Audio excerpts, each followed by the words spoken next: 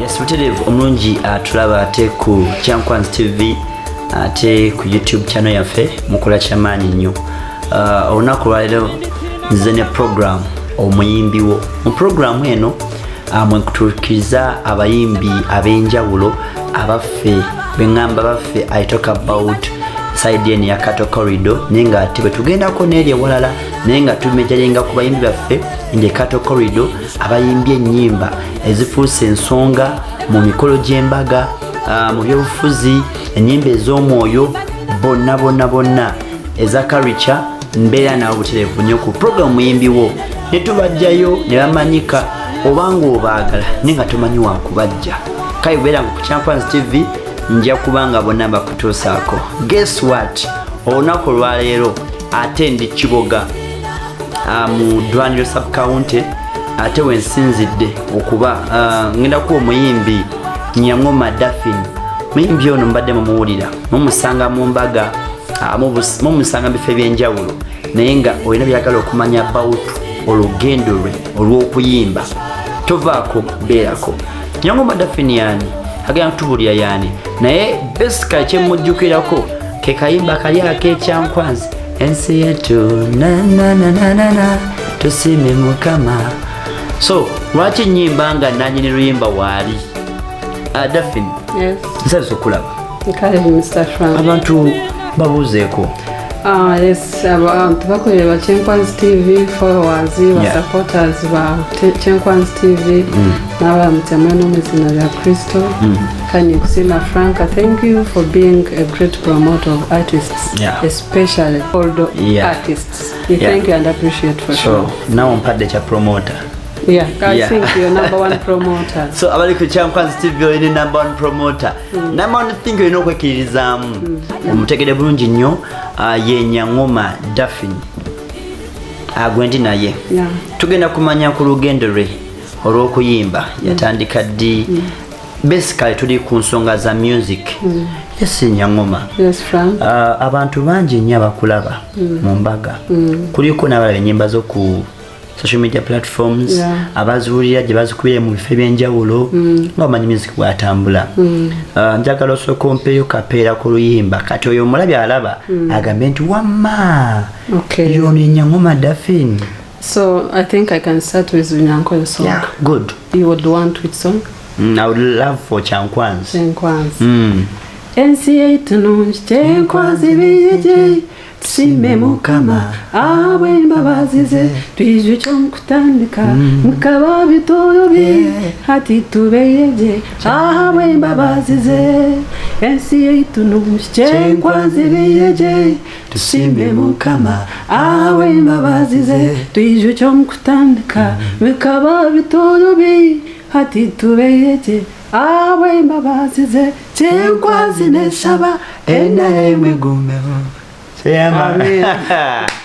Abali ku Kyankwanzi TV so yoyo omunede omuyimbi tuli nayo nakulwairo Nyangoma Daphine. Yes, oluyimba oluwulidde butereevu nnyo olwa Kyankwanzi omuyimbi oyo yaluyimba lutrendinze wangi nnyo however much nti ayina ennyimba nnyingi nnyo nga sinagenda nnyo mu details z'okuyimbako Nyangoma njagala okumanya ojja wendowooza egamba nti ka nyimbe ku Kyankwanzi. Okay, Frank, as I told you, nza kweso Nyankoye no jongo. You mix up, yeah. Okuza kwesongo ekyo Kyankwanzi nebitweka the neighboring places. Yeah. By then it was so remote. Kali kalonyo. Yeah. So people maybe never expected good things, like artists nga faba vudeyo, engudu zayimbi, everything was not okay. But I reached at the place and I said, no, I should compose thanking God. Kujukira Kyenkwanzi jetu. Because nawuliranga oyogera ku bantu abayina amanya abayina byebakoze mu Kyankwanzi, which was so good. It was good. It was a good art. Oyogera ku bakulembeze by then abaliko ebiseera ebyo, abakulembeze politically, oyogera ku bakulembeze spiritually munsi y'omwoyo, noyogera ku pastors, noyogera ku Kyenkwanzi has great artists. Kyenkwanzi has good lords.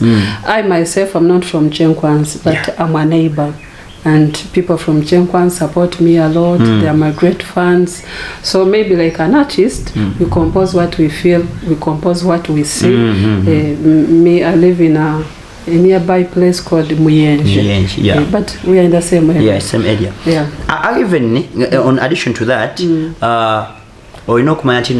before Kyankwanzi existed, it was KIBOGA. Yeah, it was KIBOGA. Then nebajawulamu. Yeah. So olimba lwali lulungi nnyo, wayimba bataka be Kyankwanzi. Njagala okulamusaako ate landlord wange wali nkulamusiza akamanya sijja kwogera naye nga nkulamusiza kubanga bantu be mentioning. Yeah, I mentioned them by then. They were the politician by then. So though now which was a good start. So I was just thanking God on behalf of Kyenkwanzi and other places that looked like Kyenkwanzi by then. But today, guess what? Everything is okay. Everything is okay. We have roads, we have electricity, we have schools, churches, artists. So Kyankwanzi is on another level, and KIBOGA in particular. Omuyimbiwo. That is KIBOGA. Greater. So many of people think maybe I'm from Kyenkwanzi. True. But we are neighbors, and I love Kyenkwanzi people. That's why na beshongoye ekyo kubasiimira hoyanga. Okay. And they supported me so much by then. Okay. So ali ku Kyankwanzi TV tuli ku program Omuyimbiwo mwe kutuukiza abayimbi ab'enjawulo. Lunaku lwa leero ndine Omuyimbiwo Daphine Nyangoma. Daphine. Otandika di olugendo n'okuyimba. Otandika di walina interest mu kyo waki developing aluvanyuma kyakukuliramu kyajja kitya? Okay, thank you Frank for that question. I entered music in 2016.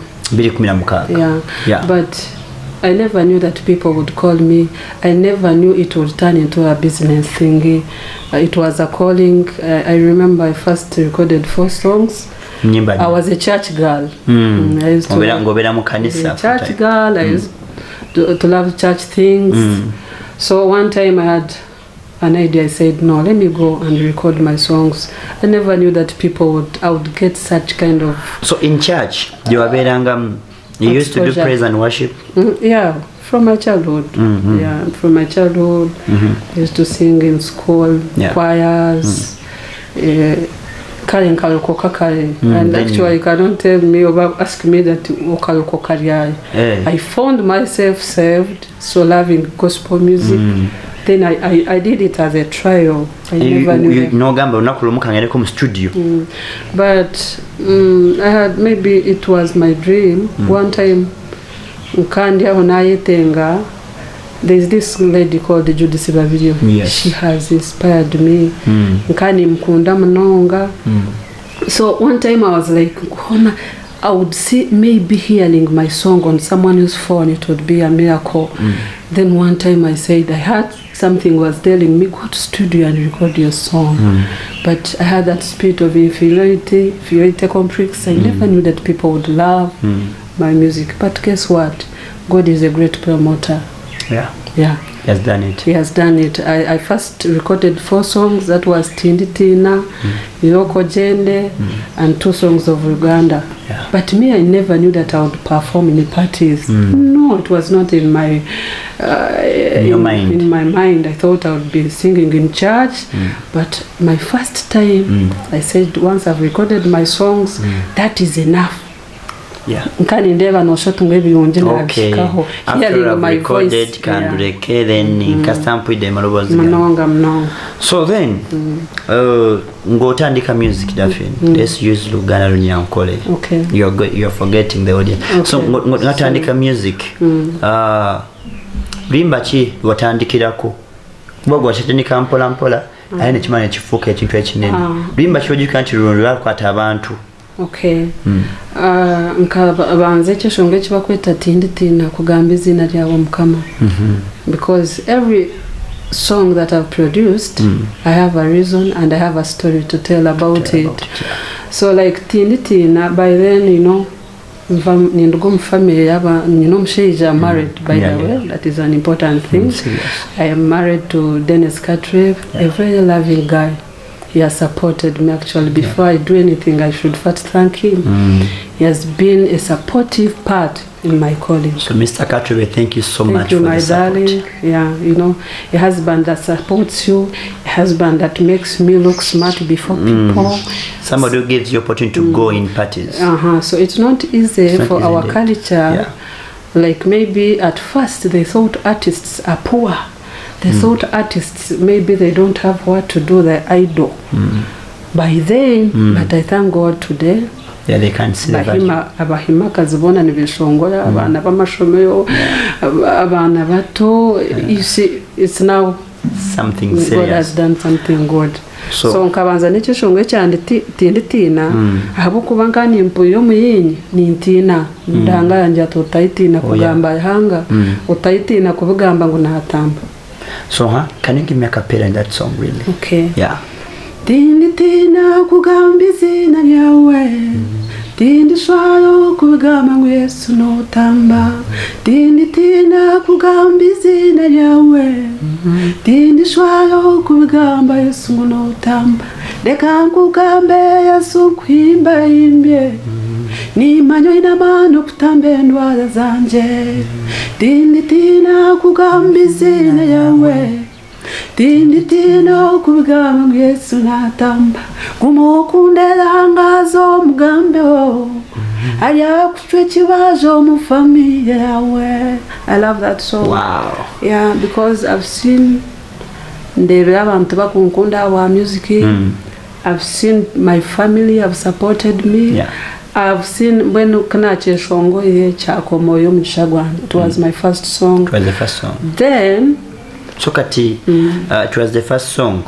Bali abatulaba bulungi nyo ku Kyakwanzi TV. Thank you so much to Omuyimbi Daphine Nyangoma atuwamu ku lugendo lwa music we the journey of her music kutabula ennimi kubanga tulina audience ay'abantu abenjawulo atugoberera abali mu ggwanga Uganda, abali mu diaspora, abali Qatar, South Africa, abali Rwanda. Thank you so much mukola kyamaanyi, abali Kenya, mukwano gwange ate tulabira ku wano mu Kyankwanzi, Kiboga, Muyenje, Bulemezi, Ngoma, wherever you are watching. I can't mention all places, but I appreciate you for honoring us and listen to such a program.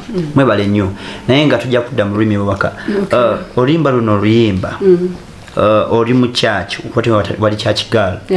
Then utandika dikati bwaluma lodduwandiika I know wagenda mu church nobeera ng'oweereza ng'oyimba otandika dde okuyingira mu mbaga. I think it was like 2016. Just I was in a certain party, a certain friend who were in the same church. She told me, do you know what, Daphine, you recorded your songs. Why don't you come and give us a cappella? Oh, you make it a track. Oh, Kumbaga. Yeah, so like, Nach choir, but I had Kanyi Novo. Because it was the first time. It was my first time.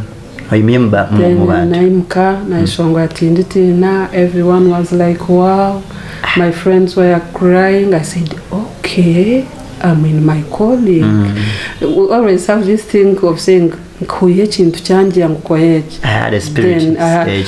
We call it a chint by the Spirit of God. Then I was so appreciative. I said, okay, Mkatura. Everyone was like, thank you. I want to go, you know. So the first impression was church something. Even me, I was surprised of myself. Wow. Seeing people that have appreciated my music. And I want to testify. When I was in the studio, I had, and I want to tell everyone who wants to join music, whenever you feel you can make it, talk Zach Chikoya. Whenever you feel. Like anything that you're going to do in life, hata imobo over, just to know ya have yawe. Ngoinamo obuba ni ekintu kyonna kyokola naye nga tekiyimu fear towulya mutima gunga gutya manya nti oli ku bibyo, but where there is fear there is a presence of God. So myself, I remember I was like, you know, as I'm speaking, I speak bass. So I was like, no, me, I cannot perform, I cannot compose a good song. Inside doing a money I cannot. You can't. And when I go to studio, my voice changes. So I want to tell people I was feeling. Then out of the studio that day, I prayed and said, Lord, I don't have a promoter in Uganda. I'm not from these big families. I've entered music. I don't have anyone who can talk about Daphine. Then God, I want to thank my sister, my young sister, Pastor Grace Chidid Nyangoma.